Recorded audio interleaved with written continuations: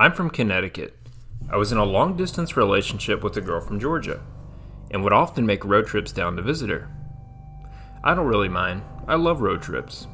I've driven across the United States and back all on my own several times.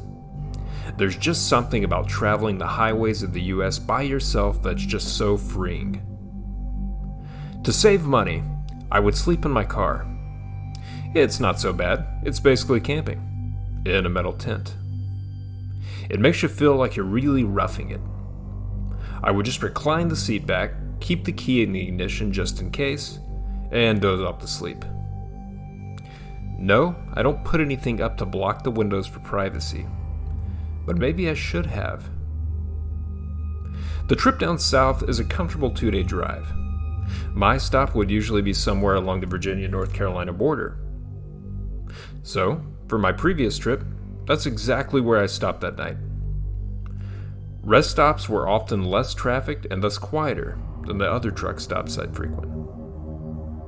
Normally I'd stop at a populated truck stop, but I was so tired that I settled for the first rest stop I saw.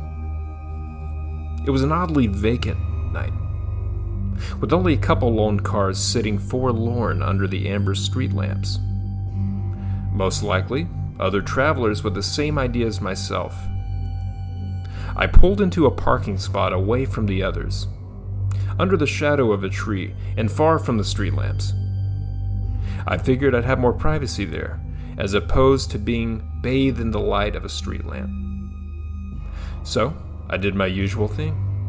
I locked my doors, opened the window just a hair for ventilation, kept my key in, reclined the seat, and went to sleep. I was never interrupted on any of these car camping nights, so I never suspected anything on this one. Then a sharp tap woke me up. At first I thought I'd heard it in my dream. I opened my eyes a bit confused. Since I was leaned back, I was the one facing the ceiling and I couldn't see anything. I heard another tap, like a small object hitting a hard surface. It repeated in an irregular rhythm.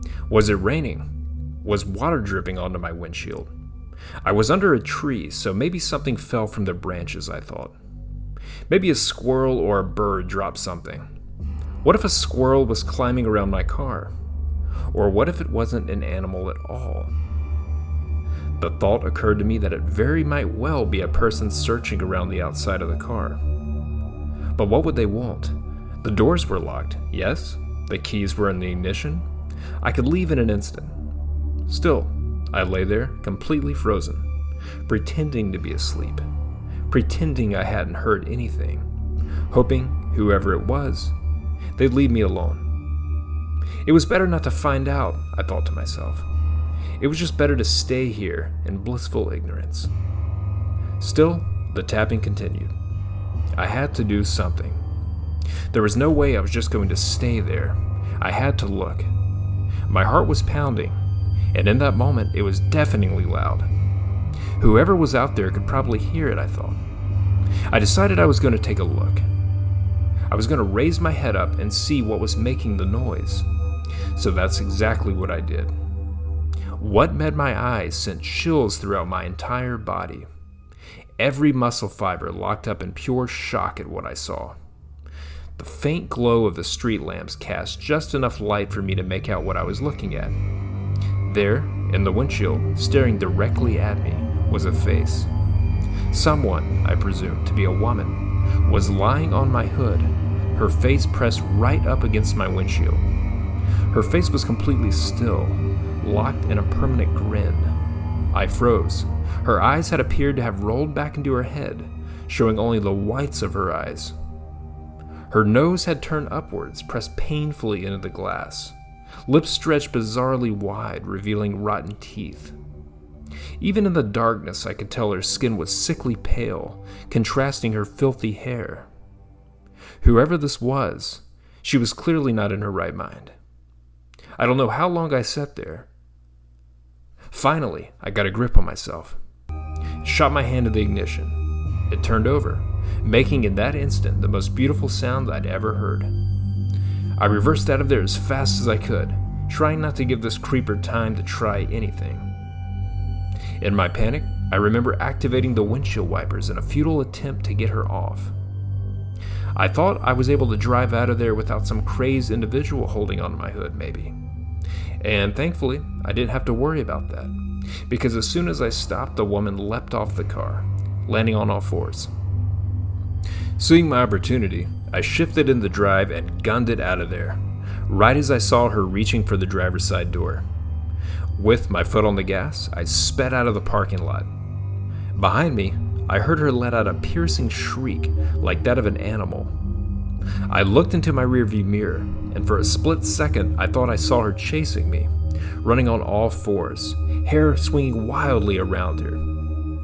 While I drove away, I couldn't get a good look, but as I rounded a curve in the road leading out of the rest stop that merged in the highway, I finally picked up speed and drove through the night. I didn't dare stop again until I saw the morning light.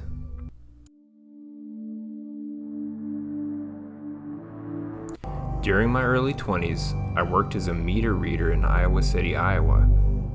A meter reader is the person who records how much electricity, gas, or water you've used each month. If your meters are on the inside and you want an accurate bill, a meter reader must enter your home whether you're there or not to let them in. Just to clarify, we only entered homes if consent was given when the customer first signed up for service. Customers also provided us with keys if necessary. Entering a home when the owner isn't present is something that I never got used to. No matter how loudly I knocked, I never shook the uneasy feeling that I wasn't welcome. The inside of a home is the ultimate private space. A home's exterior is just the image of ourselves that we want to project to the rest of the world. But the further you venture inside, the closer you come to truly seeing what kind of person lives there. And if you want the raw, unfiltered truth, head for the basement. I hate basements. I've seen walls that look like giant static-filled TV strings until I realized what roaches scurrying across a white background. Cobwebs so thick and dusty that it looked like the cotton candy machine exploded at the Spider County Fair. I've seen rats, snakes, weapons, neglected children, abused pets, homeless squatters, massive hordes, bizarre items, a makeshift meth lab, and even a coffin. Not to mention more. There are rational explanations for all these things. Well, maybe not the coffin, but there was one basement where I found was beyond the grasp of logic, and that's what made it so terrifying. It was an old apartment house. From the outside, it looked like every other house on the block. I entered the back door and found myself at the top of a staircase. I ran my hand along the wall until it grazed a light switch, but no lights turned on. I was carrying a flashlight. A typical route involved 5 or 6 hours walking, so I carried as little as possible. Oftentimes, I used the light from my handheld screen, but it only illuminated whatever was about a foot in front of it. So armed with the world's worst lantern, I made my way down into the darkness. Once at the bottom, I blindly shuffled across the room, one baby step at a time. With arms outstretched and head down, I eventually reached the far side of the basement. I shined the dim light from my handheld along the wall and discovered 2 doors. Each door led into its own small room. I chose the door on the right and found the meter in the far corner. As I entered the read, I began hearing noises coming from the other room. Something was moving, and there was whimpering that grew louder. The longer I listened, I eventually realized it was a dog. It sounded weak and distressed. I tried to open the door, but it was locked. At this point, the dog was scratching the other side of the door. I felt helpless. I reported it when I got back to the office, but I couldn't shake the thought of that dog. It stuck with me over the next month until it was time to return. So there I was, 1 month later, back within that same basement. At least this time I knew the meter was located exactly where I needed. I shuffled back to the little room on the right while keeping my ears open for any sounds coming from the other room. This time I heard nothing. I read the meter and started making my way back, but I couldn't shake the memory of that dog. Was it still trapped inside the room? My curiosity got the best of me. I stood outside the door for a few moments, listening. Still nothing. That's when I made a huge mistake. I tried to open the door. I had no more than jiggled the doorknob when I first heard it. Screams. Blood-curdling screams, unlike anything I'd ever heard. Sounds that I didn't think a human was capable of producing. Short, piercing, high-pitched shrieks, followed abruptly by a low, drawn-out, guttural moan that was ultimately morphed into something that I can only describe as crying, but much louder. It was all over the place, like some kind of psychotic, free-form jazz. I stumbled backwards, nearly losing my balance. I shouted something like, "Hello? Who's in there?" But there was no response, just screams. "Are you okay? Do you need help?" Still no response, just screams. There was no doubt that I yelled loud enough for him to hear me. He didn't want my help. He wanted me gone.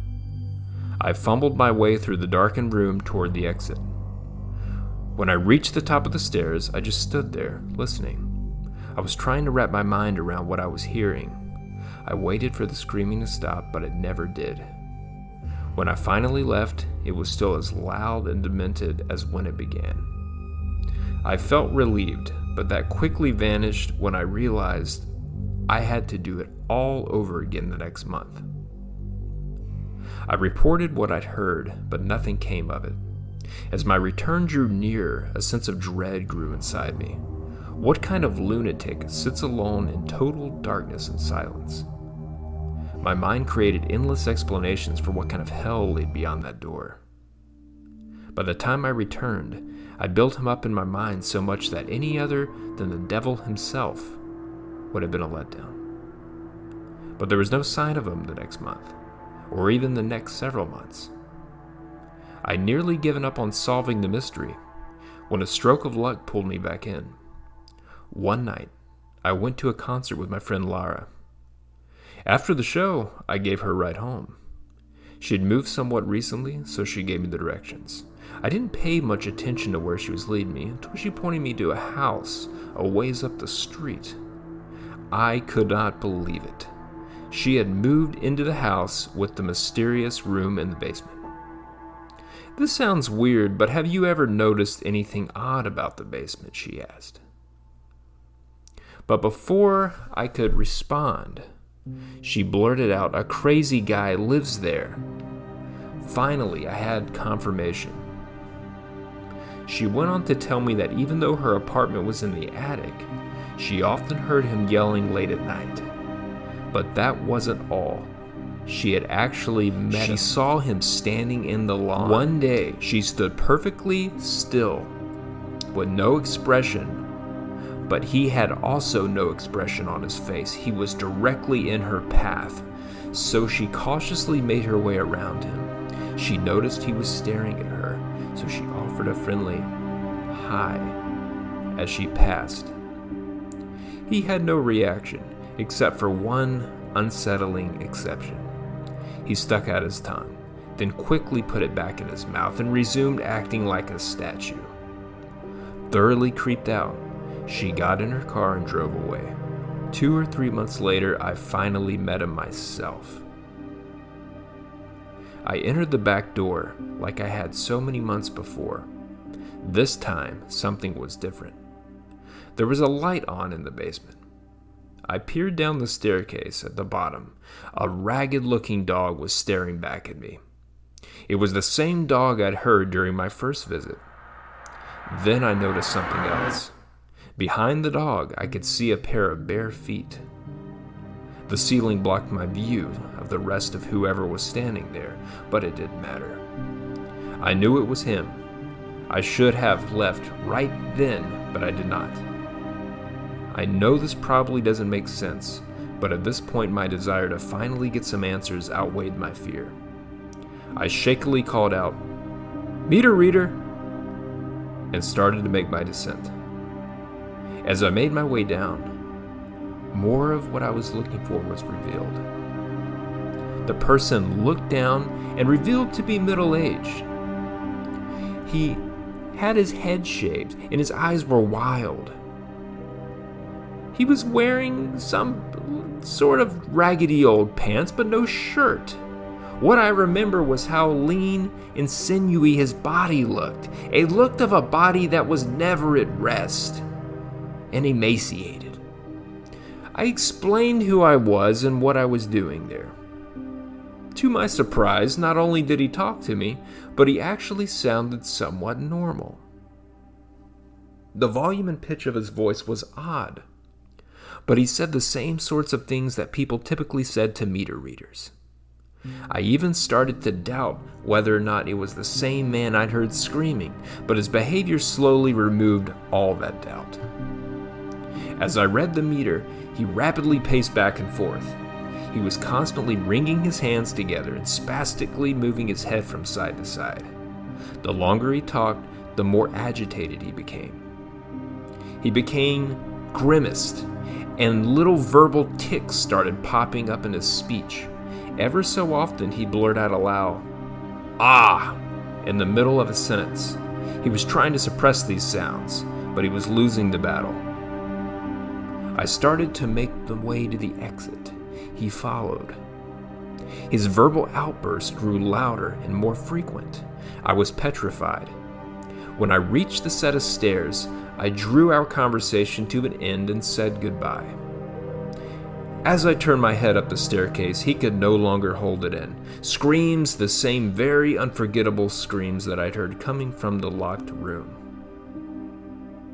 I ran up the stairs as fast as my legs would carry me, flung the door open, and rushed back into the daylight. A month or two later, I had a couple friends over to my place, including Laura. I was excited to tell them about my encounter, but as I was relaying what happened, I could tell that something else was on Lara's mind.